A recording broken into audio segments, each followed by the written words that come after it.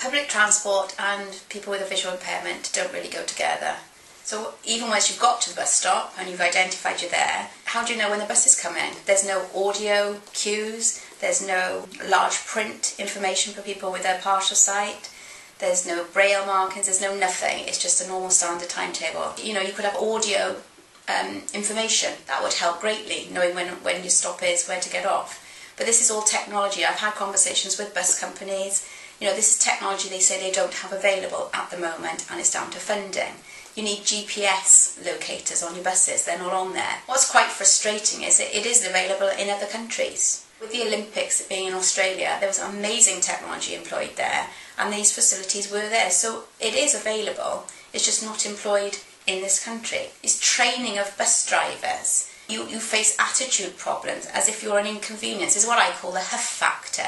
Like this, they see a disabled person who needs a bit of assistance and you get the huff. And if you're working in the public service sector, there should be training, and you should expect that service from everybody. You wouldn't go into a shop, go up to a customer desk and expect the person behind the desk to say, "Oh, what do you want to buy then?" "No, I'm not serving you today."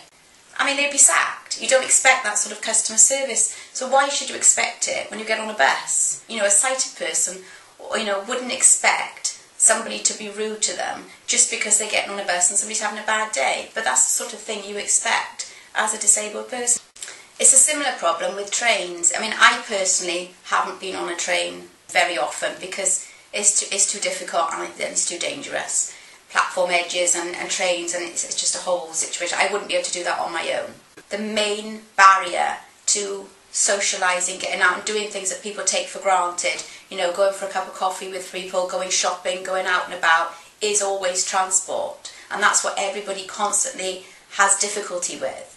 Something like community transport would be great. Be a small minibus, really accessible.